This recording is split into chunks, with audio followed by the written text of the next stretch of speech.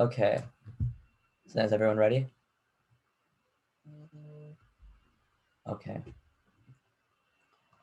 I'll start now.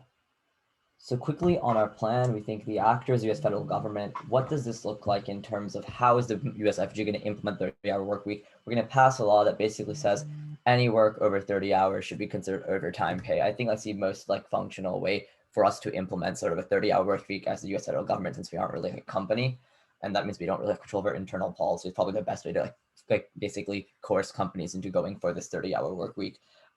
This probably comes to fruition in the context of companies. Either they're going to make some sort of 4-day work weeks, so you have less days, and so your total hours decrease, or people work shortened hours, so they have more time either in the morning or they have more time at night. Some companies may be flexible, some may not. That's just depending on company policy. Okay, time frame is as soon as possible, and funding is normal ways and means. First contention then is you have more leisure and free time. So why is this true? I mean, this is probably just factually true given that you're working less hours. And the reason this is probably true is because companies don't really want to pay overtime pay, so they're less likely to what's it called, make you work over hours. Also, companies can't really force you to work overtime, so if people want to work only 30 hours, they can opt to do so. And thirdly, also, like you'll see later down, because it increases productivity, and now that we're implementing it as the US federal government, something they should do, they'll try it and they'll realize that it actually benefits them as a company. And so long term, they're going to push towards, on a company level, towards a 30-hour work week anyway, because it's good for the company as well. Okay, why is this good? The main thing here is you have better work-life balance. You have increased amount of time spent with your family. For basically people with children, this means they have more time to take care of their children, to interact with their children, to engage with them. This looks like not needing to hire babysitters, let's say after school, because now you work less hours, right? And you're able to come home before school ends. Why is this crucially important in the context of parents? It's because parents of young children need the extra family time, especially because in the status quo, oftentimes they're not getting enough time to interact with their children. And Fernandez, MD, reported in 2012 that multiple studies reveal that children are much more likely to develop emotional and behavioral disorders when they receive inadequate or poor parenting. And each study says that the foundation to increasing this time is spending more time with your parents. That's how you get better quality parenting. Otherwise, when you don't receive enough parenting, or if that parenting quality is poor, the emotional well-being of your children decreases. This makes sense for 4 fundamental reasons. When you spend more time with your children, they feel more important and loved. Secondly, when you spend more time with your children, you can observe and learn about your child's strengths and weaknesses in order to guide them and improve their quality of life. Thirdly, the child has a chance to voice their thoughts and feelings to their parents, allowing the parents to better change how they treat their children depending on what their children want. Fourthly, the parent and child develop a stronger bond because they spend more time together. The children feels important, and when kids feel important, they feel like their parents care about them. They're more likely to listen to them, and not only that, behave better because they don't feel like they're lost in the world. What's the impact of this? The impact of this is better mental health for parents because they feel like their children are safer, but for kids, because now they feel like they're cared for. The long-term impact of this is that they engage better in school, they get better education, and they get out and get better jobs, and they do better in their life when they don't have to deal with the burden of being underparented and the mental health issues that come with that. But further, even for people who don't have children, when you have more free time, you have more time to do things like take care of yourself. Simply just check on your physical health and make sure illnesses don't go. When those illnesses go,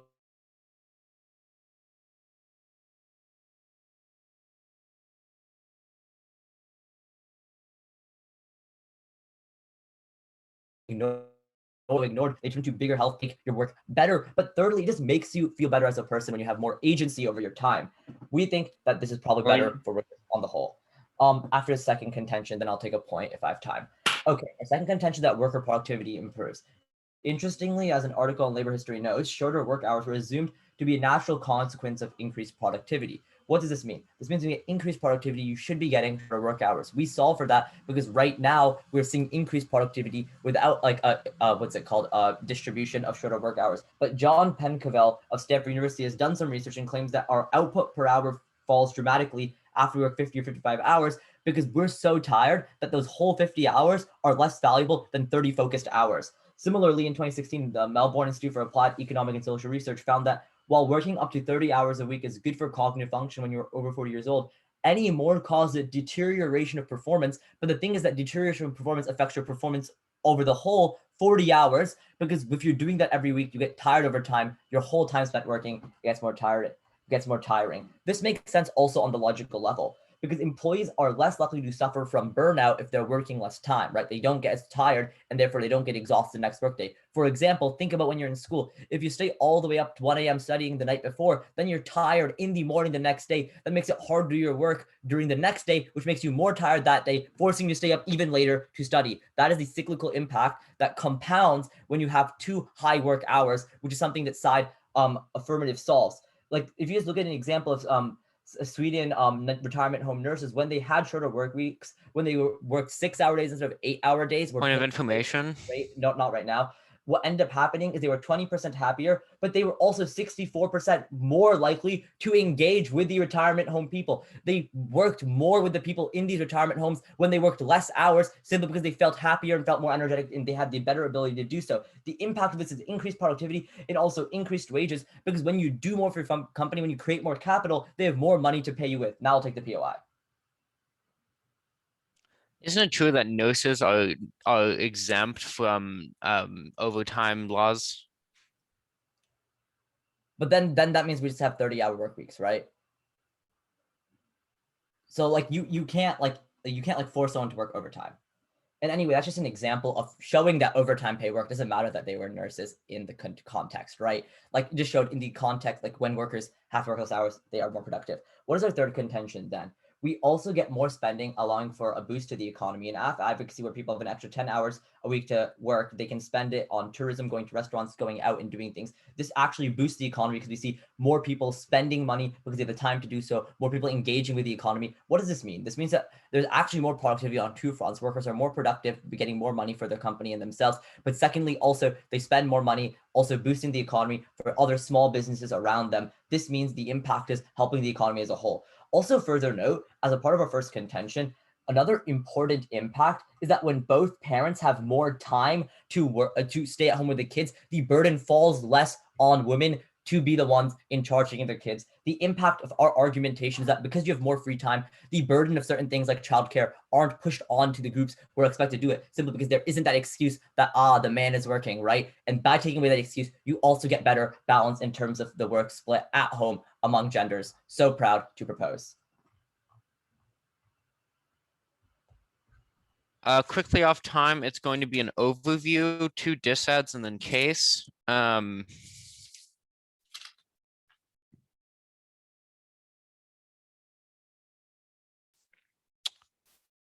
Actually, an overview, and then I'm going to do a little bit of analysis of the plan, 2 disads, and then case. How about that?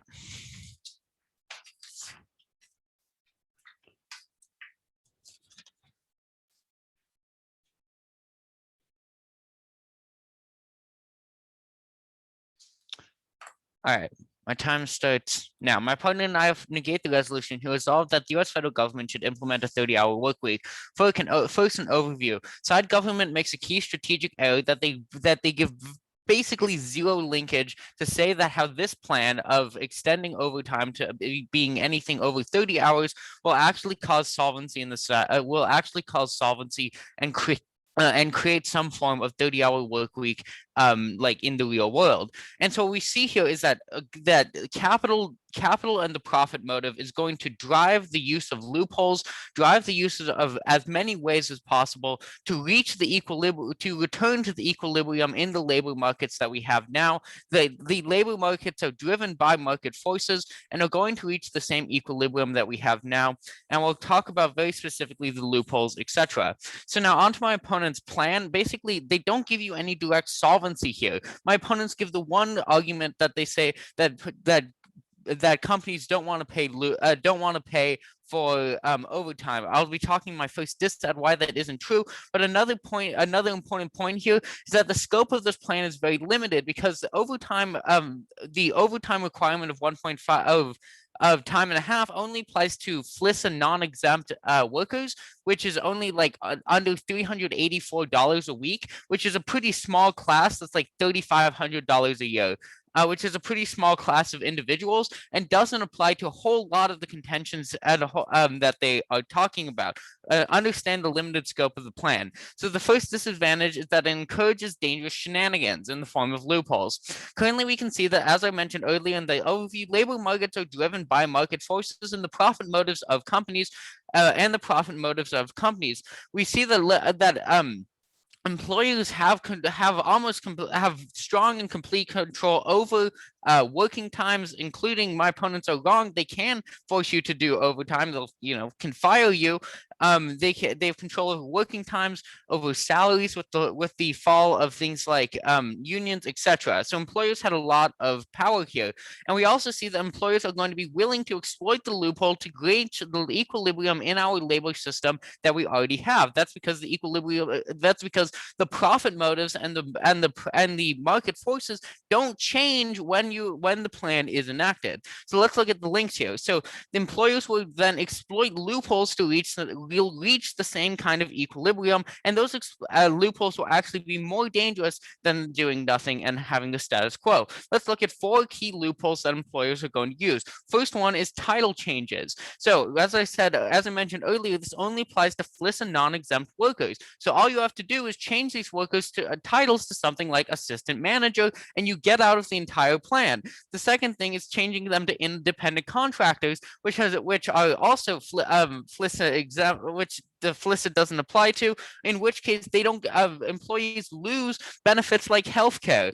And third, they can fill a full-time post with 2 part-time 20-hour posts, in which case and so 2 part-time posts, and so that means that there's less full-time jobs available, so people have to take 2 part-time jobs instead of full-time jobs and end up working 40 hours a week, but have to pay more and have the burden of things like transportation. And they can also decrease wages and give people a 40-hour work week, but have a decreased wage, and so the overtime balances out with the decreased wage. Wages end up staying the same, and working times stay the same. So what are the impacts of having these shenanigans?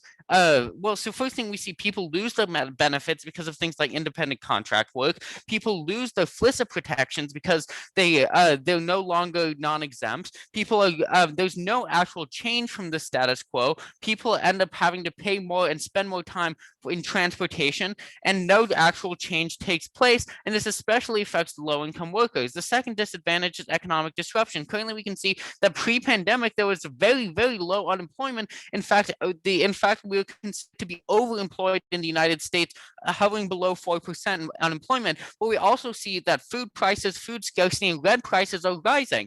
That means that workers need the jobs that they have, and employers need the employees that they have. So this means two links.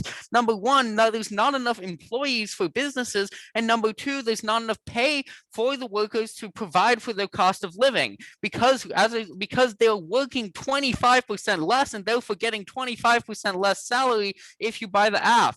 So this causes two things: a decrease in productivity and economic collapse, because there's literally 25% less work and jobs and labor available to companies to be productive based off of, and an increase which will cause economic collapse, given that there's just no way for the labor force to expand without shenanigans. And we also see an increase in poverty, as low income individuals have their income drop even lower because they're working 25% less of the time. And so these impacts are huge: an increase in hunger and starvation and food scarcity, an increase in homelessness as rent prices get way higher than a living minimum wage. People have to work 60-hour work weeks, taking 2 full-time jobs just in order to support themselves, reversing all of the AF's impacts: a decrease in quality of life and a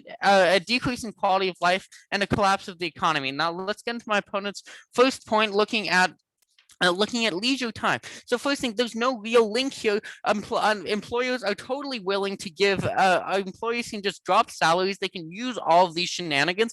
40-hour work weeks will maintain. So you got to drop this case. But first thing, this is actually going to cause less leisure as workers have to work 60 hours a week.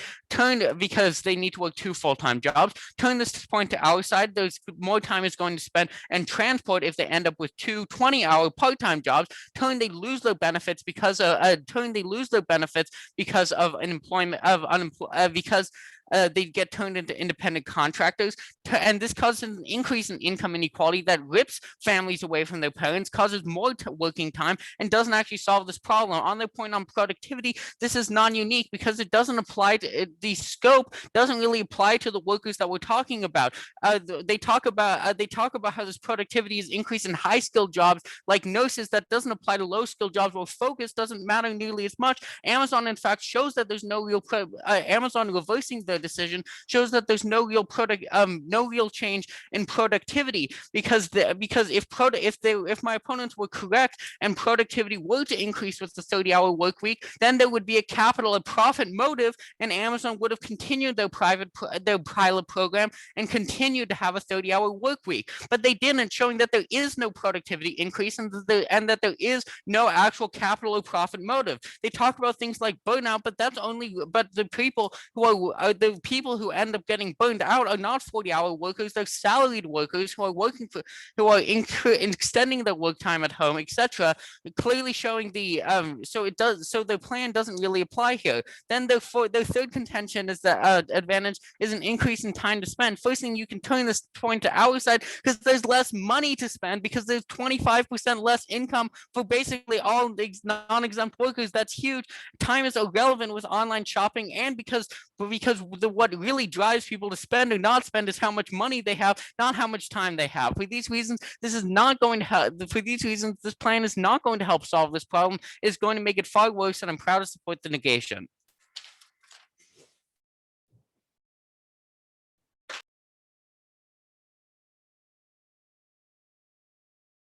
All right. Hi, Robert Farbman, he, him. I'm going to be the member of government. I'm going to start on top of case, like plan text, everything that was addressed in the LO. Then I'm going to talk about neg case and then go back and talk about aff case.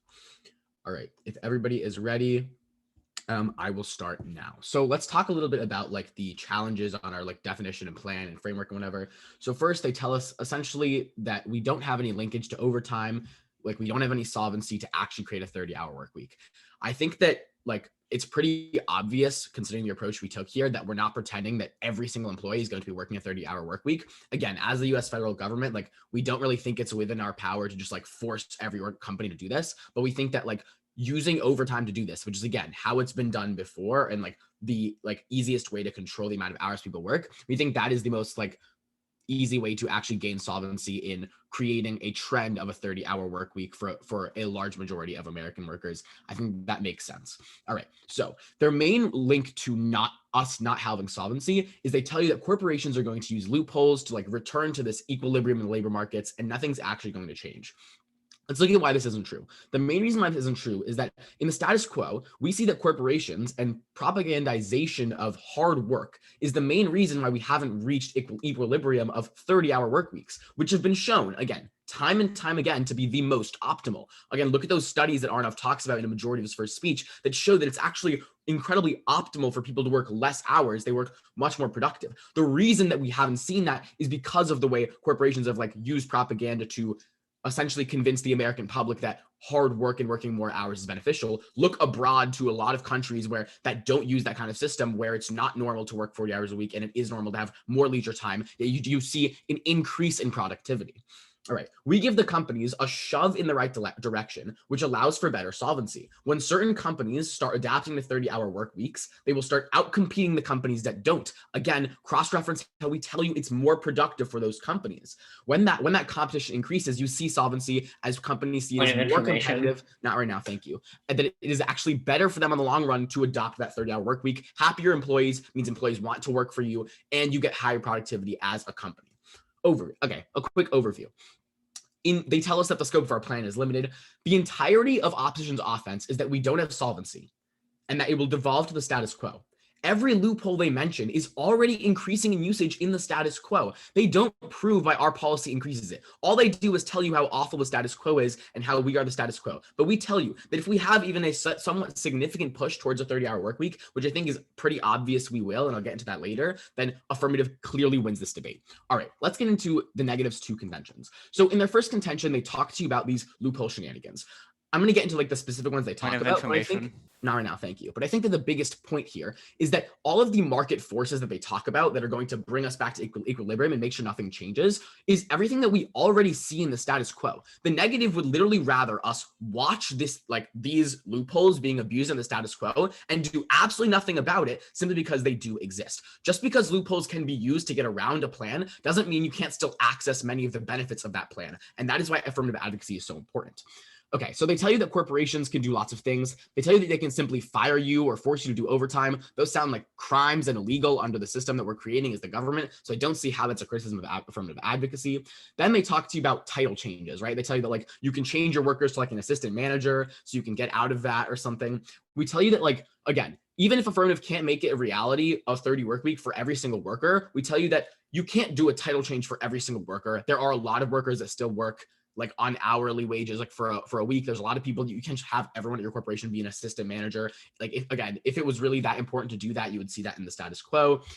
And again, like just, I think it's really important to understand that it's about trends. And when you start to have a large percentage of the worker base turning to 30-hour work weeks and then have that increased productivity, you see corporations start to move to that in general. Again, they tell you about like all of this, like replacing 40-hour workers with 2 pairs of 20-hour workers. This is all happening in the status quo. We see that shift to replace, for example, 40-hour workers with 2 20-hour workers. That is symmetric on both sides. But on affirmative, we're trying to create an alternative, which is showing employers that a 30-hour work week for one employee maximizes their productivity, makes them happier, and just overall benefits the company. All right. Their second contention is about like this change in pay. So first, they tell you that it decreases productivity. That is literally just an assertion that you get from negative. Arnav spends a majority of his speech telling you, giving you multiple studies, giving you statistics, giving you real world examples, as well as like more just like studies from different professors that show you that productivity increases, and the negative pushes this all to the side by saying it decreases productivity because people have less money and therefore they work less. Again, if that was true, none of the studies Arnav would have cited would have had those results. Look at how shifts in payment and increase in productivity means that that company produces more. If that company gets more production while also getting to spend less on like office supplies and just less on those employees in general, that company makes more money and has more money to spend on its employees. Also note something that Arnav talks about in his very first speech about how collective bargaining with more time means unions gain more power, which means it is, again, even harder for a corporation to fight back against the wants of their workers when they advocate for higher wages. They then tell you essentially that people are just going to like take 60-hour work weeks. Again, they are sort of just describing issues that exist in the status quo and also like by ceding that they exist, but then ignoring the fact that affirmative advocacy is trying to find a way to actively combat that. All right, let's move into our affirmative case and their responses to it. So in response to our first contention about like leisure and free time, they tell you that there's no link here because of like the employer shenanigans. Again, I think it's obvious that this isn't true when you look at our modeling. The reason that we take a plan that is based off of like the existing market forces, because obviously, let me just finish this one point and then I'll take it, is because like I think it's obvious that that is a good way to shift the way corporations are working. Also, then they respond in terms of leisure and free time about how like people are just going to have less money and there's no real impact here. The jobs are likely on different days, which means like the transportation isn't the same, like all those arguments about parents. I think it's really, really clear. It's probably the clearest point in the entire round. If you are working less hours, you have more time to spend in your family. All of those impacts we have on family and parenting, I think those stand. You don't really get a response there. I'll take the POI. How could the harms of the disads be symmetrical when side affirmation literally advocates for a 25% reduction in workforce and a 25% reduction in income? Okay, so that 25% reduction in income is not the same thing as a 25% reduction in working time. That is what this entire case is about. We tell you that when you increase productivity, increase collective bargaining power, and increase like employee like happiness that just is overall beneficial for the company, you see that those wages increase, as well as the fact that you now get to spend less money on childcare and things like that. So when you simply equate working less to making less, you ignore all of the facts of the case and all of the analysis the government has been giving this entire round. Like, I think that's just like kind of the whole point. Like, that's what our arguments are about. All right. In response to our second contention about productivity, they tell you that the workers we're talking about in this round aren't going to actually increase in productivity. First, I think that's a little strange because we're talking about all workers. But when they tell you that focus doesn't matter in low-level jobs, I think that's ridiculous. It definitely does, because they're stressed more. And if you have more energy and you're less stressed, even in a low-level job that's maybe less about like high-level thinking and more about doing remedial tasks, like it's still a lot easier if you're less tired and more energized, even if it's coal mining or working like a minimum wage job. Then they tell you that burnout doesn't exist for hourly workers. Like, that's just an assertion. There was really no logic or warranting for that. They just simply tell you burnout doesn't exist. And like in response to our third contention about like more spending in the economy, they tell you people are going to have less money to spend. I've already spent a lot of time talking about why that simply isn't true. All right, all that's why I'm incredibly proud to propose. Thank you. All right. So it is going to be neg F in order, starting with the overview. And it, like, by the overview, I mean Soren's overview, and I'm going to extend it. Everybody ready? Okay, let's look at the overview. The overview in like on principle goes incredibly covered, and we see this in the case in the way that like in his last speech, Robert basically concedes a lot of the arguments that we're making here.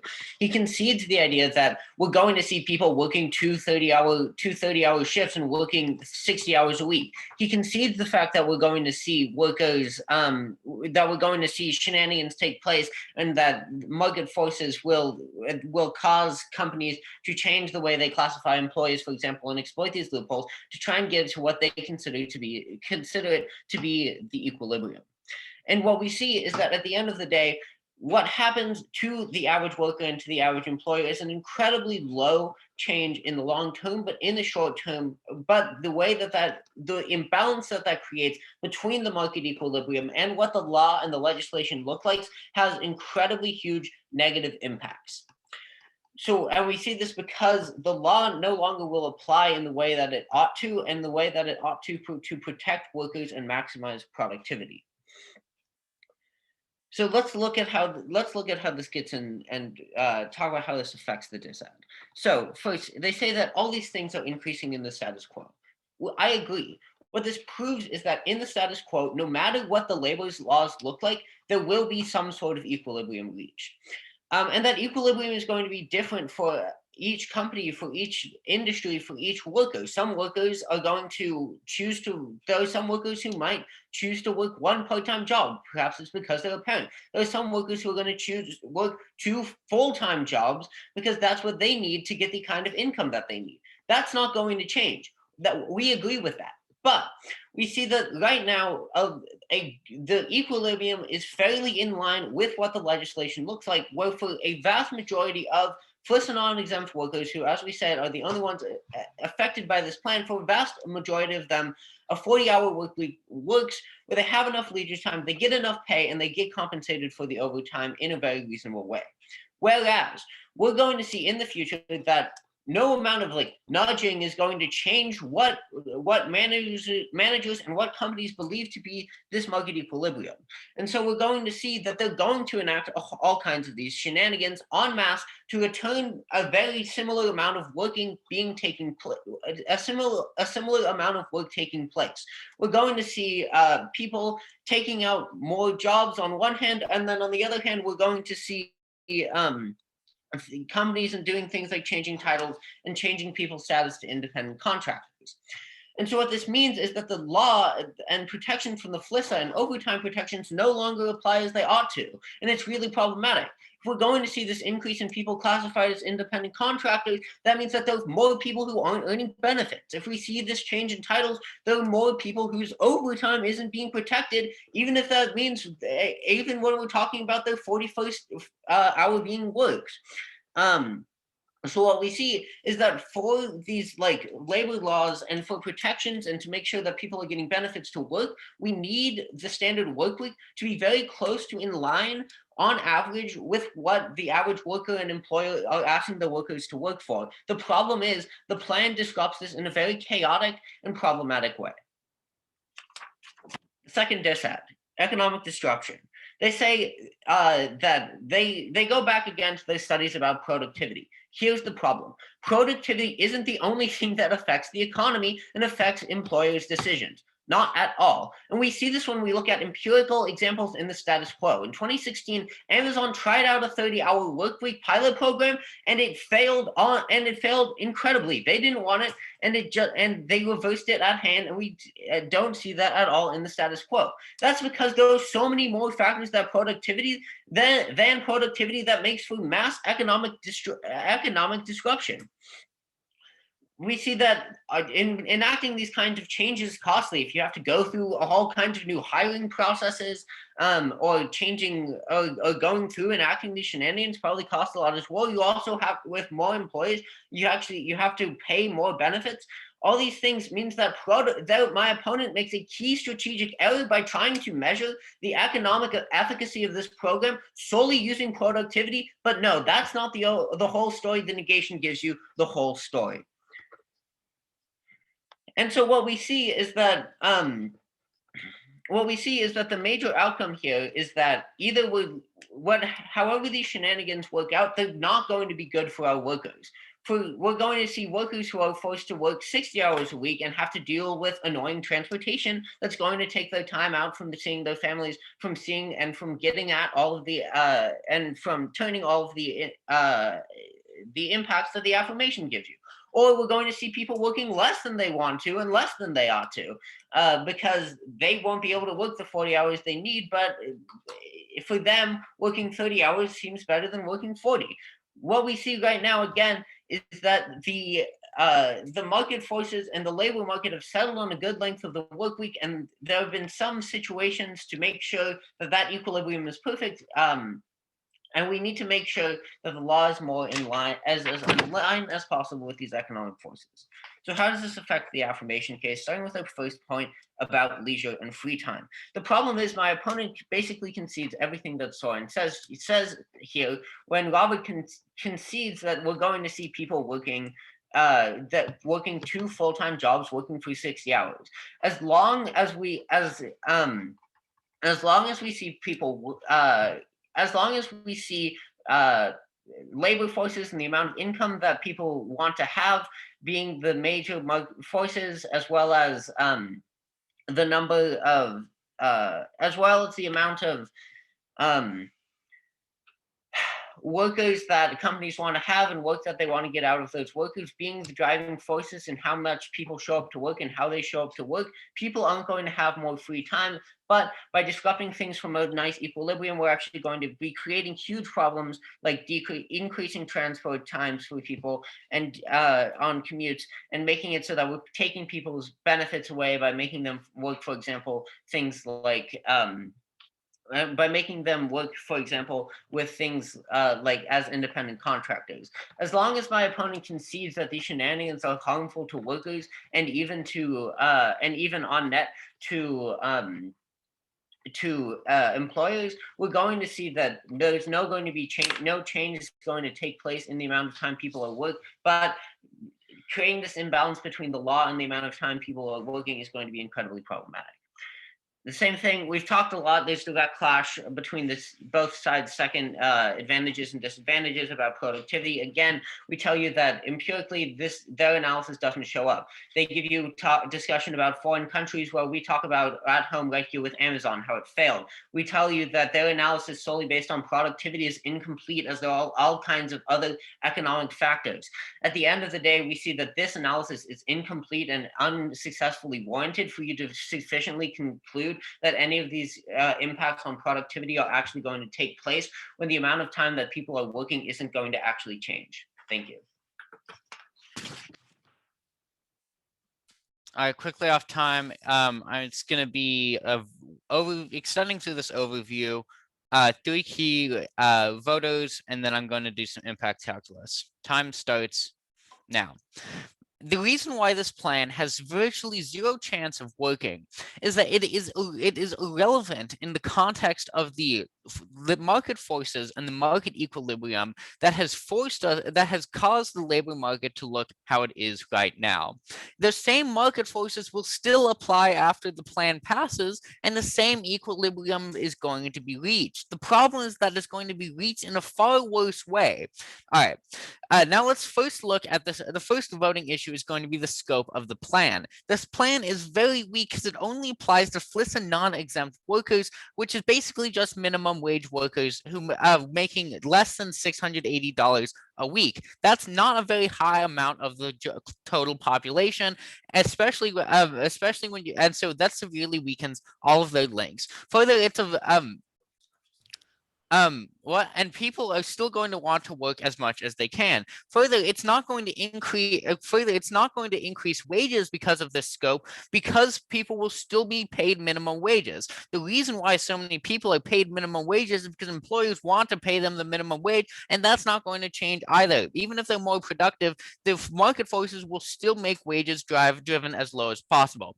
The second key voting issue is the prevalence of shenanigans. Robert tries to tell you that this is going to be reciprocal and symmetrical. This isn't true, because if you take the plan at face value, it's going to cause a 25% decrease in wages and a 25% decrease in income, because in the size of the labor force, and that change in market. And so, but there's no change in market forces, it's going to adapt to that through shenanigans that Robert says there is happening right now and is going to happen. That means it's 100% probability, and this has really harmful real world impacts, and the prevalences are going to increase to adapt for the plan. People are going to be losing their benefits. People are going to be having to work 2 full-time jobs at a total of 60 hours a week. There's going to be less equity, as the plan directly harms and directly impacts lower income minimum wage workers the most. People lose their FLISA protections when they become exempt workers. This has real world harms on our economic system, on especially the lowest income workers, especially when, as I stated in my uniqueness in my first speech, rent and housing prices are rising, food prices are rising, food scarcity is increasing, and my opponents are trying to take income away by limiting the amount of time that people can work, and that's not a good idea. Now, my opponent's case then only really rests on this point on productivity, and then so first thing, the link to productivity is still pretty weak, because in the real world we don't see it. When you look at the broader economic causation and the broader economic forces at will, productivity is only one of them. And when we look at the real world times when this has happened in the United States and Amazon, they reversed it because it's not actually promoting for the profit motive. Further, if you want to take out our case based on productivity, then you have to buy the argument that wages are then going to increase, but wages are already going to increase. Wages are already at their minimum.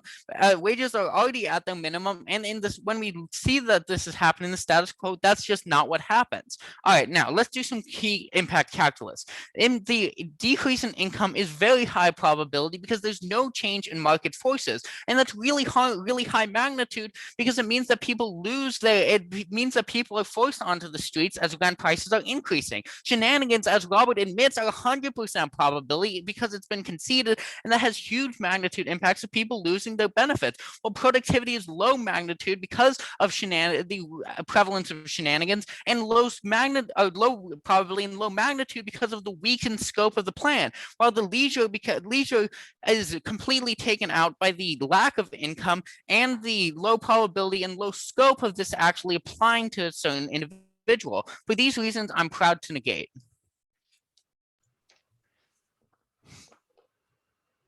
Okay, is everyone ready? Okay, so I guess quick off-time roadmap, some top of case stuff, then weighing on 2 sort of situations. And wait, I'll start now. The reason opposition loses is because they don't actually respond to the link story Robert gives you in the MG, which basically tells you that, look, even if some companies adopt the 30-hour work week, when they start out competing their opponents, then those other opponents will also shift towards 30-hour work week. And the reason this wins out is because you don't actually deal with our analysis that 30-hour work weeks are better for companies than 40, 50-hour work weeks. Why don't they deal with this analysis well enough?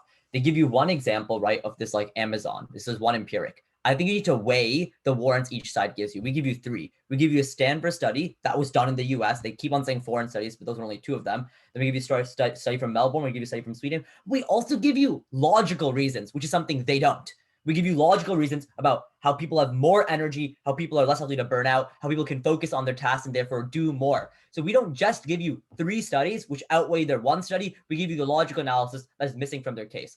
And so at that point, when they mishandle our second contention, which shows that companies are more successful when they use 30-hour work weeks, our link story flows through, which tells you that even if we have one company that takes a 30-hour work week in our world, when they start out competing their rivals, then all the other companies will switch over due to the same market forces they keep on talking about. Just because they use the word economic a lot doesn't mean they actually made the correct economic arguments. They keep on telling you that productivity isn't the only thing, but they literally fail to mention any other factor. Them saying productivity isn't the only variable is not enough to respond to the fact that they can't come up with anything other than productivity on how to gauge whether a business is going to be successful or not. So that means they need to do some work to prove that productivity wasn't the main factor, and they didn't do that.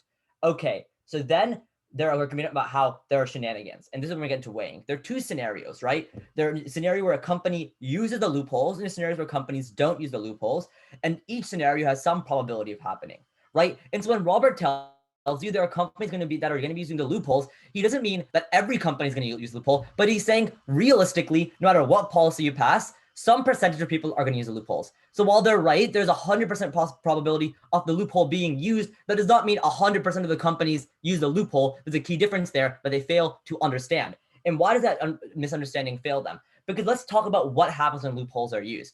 The issue is that they don't deal with Robert's analysis. We're talking about, let's say someone in their scenario gets a 60-hour work week, when in their world, the same exact thing is going to happen, right? They're going to get a 40-hour work week with a 20-hour part-time job. Both worlds force this person to work 60 hours a week when their company is using loopholes. Both worlds cause this worker to lose access to all the protections they talk about. They don't actually prove why our world asymmetrically increases the reasons for employers to use the loopholes when these loopholes are beneficial for the employers in both worlds because they reduce, let's say, the amount of money they spend on protections, etc. Because this is true, in terms of the companies that use loopholes, the harms are fairly symmetric. In both the worlds, for those companies, overtime isn't protected, more people live without benefits, etc. All the harms they talk about are true, but aren't unique, and that's why they lose. Because our very worst case is somehow that 100% of companies do this, which is fairly unlikely given that not all companies are bad actors, and not all companies are stupid and are going to give up the opportunity, right, to engage and try out a working system, right? Even in that case, our worst case is op advocacy, right? That is our worst case scenario because they don't prove to you an asymmetric increase in harms on our side of the house. At best, they prove to you that companies still use loopholes that they are already using in the status quo. Then what happens when companies don't use loopholes? And that is where we win this case because they don't engage with the actual impacts of leisure time. They don't engage with the actual impacts of productivity. They try to say we don't reach them, but they failed to do so given that they didn't respond to our link story. Basically here, the reason we win is twofold. First of all, when companies become more successful, there is a rippling effect because of market competition. When companies see other companies outcompeting them because they implement a 30-hour work week, they're more likely to do that. And therefore, we see more companies adopt it in the long term. But secondly, we also see increased ability to get involved in labor unions. This cuts back against their offense about how they're going to be paid less, because if the labor unions are stronger and productivity is increased, that means the company has the means to pay them and the workers have the way to force them to pay them. But secondly, you also get more leisure time. This benefits not just your mental health, but your children's mental health. And also we talk about how in the home, that means you have more fair treatment of women in houses. These are all impacts they don't respond to. And so because everything else is fairly symmetric, even in our worst case, where let's say one company adopts this, right? And for some reason, no other company chooses to adopt it, even though that company is out competing them, at least the people in that company have better mental health. At least the people in that company, the women are treated better at home. At least people in that company, the children are treated better. That itself is an impact to vote for, way to vote for us, because the impact of bad mental health is terminal and can cause death. So you can probably vote for us right there. But that is literally our worst case. Our best case is that like, let's say 40% of companies adopt this, they outcompete the rest, and we see a big transition in the market. The equilibrium isn't on 50 hours, it's on 30 hours, like Robert tells you, because that has been clearly shown to be the most optimal system of work. So proud to propose.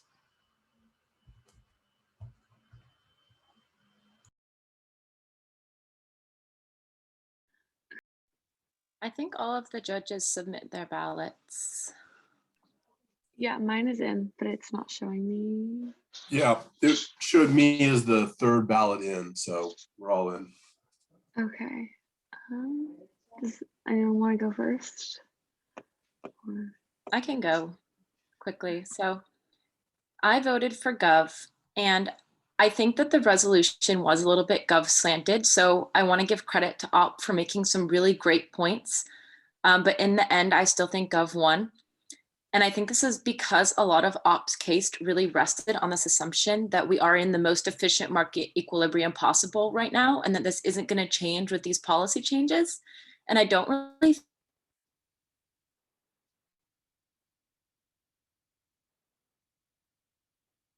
Uh-oh, you're frozen. Oh no. Laurel, I don't know if you can hear us, but we lost you. We can't hear you or see you. Can you hear me? Now I can we hear you can. now. Maybe we should all turn off our videos or something. Yeah, I think we'll save some bandwidth that way.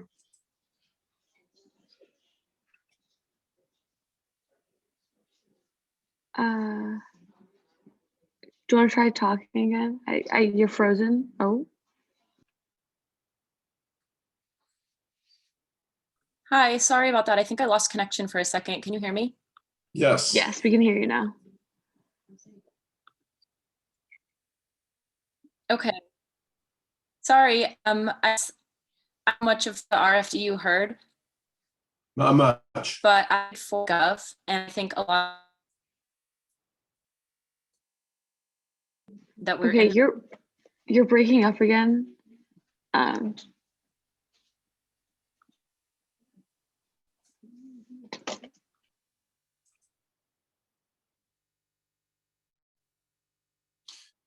Yeah, maybe we should just try to go on. Laurel, maybe they can just read your ballot at a later Yeah, date. sorry about that. All good. Do you want me to go next, or do you want to try again? Okay. I guess you can go and they can read the ballot if I'm not legible right now. Okay. So I agree. So I also voted Gov, and I actually really didn't think I was going to, because coming out of the first opposition speech, I think the argumentation was really good. Like the op case was really solid, and I was buying a lot of it. It was really well warranted, and I was buying a lot of the economic arguments, and like this one Amazon example.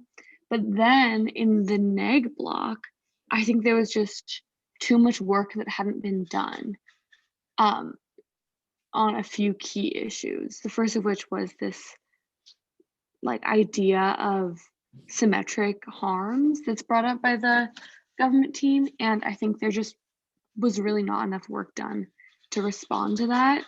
And that was key because you kind of rest your entire response to their entire case on this idea that it'll be at least as bad as the status quo.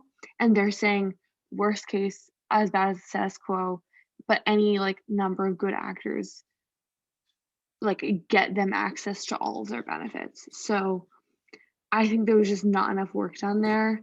Honestly, same with the economic disruption. Like they give us this union argument, which like is probably not actually that good of an argument.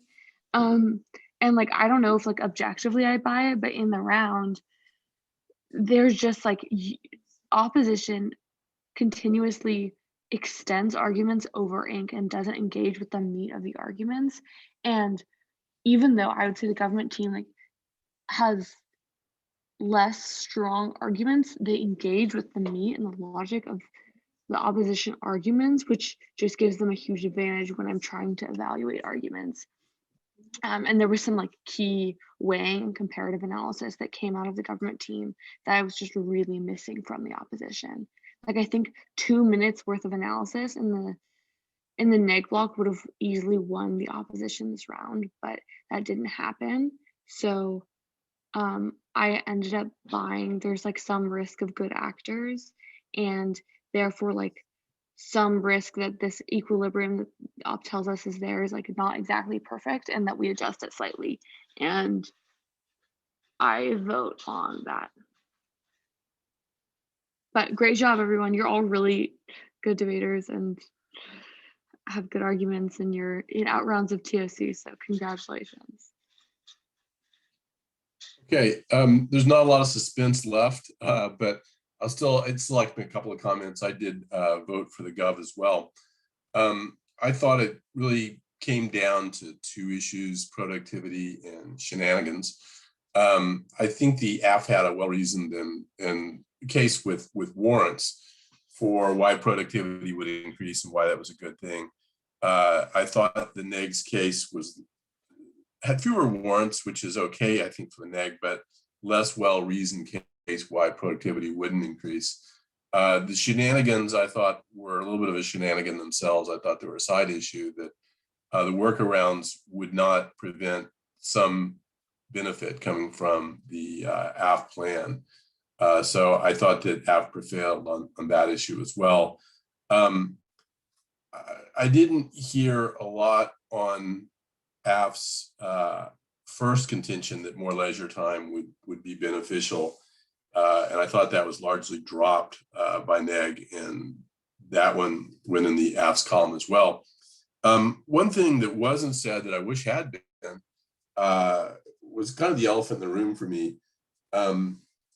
Neg argued in their first speech that the AF plan would result in labor shortages. Then later in the round argued that productivity increases, even if they happen, wouldn't matter because they wouldn't result in higher wages for the workers due to economic forces. The market forces set wages.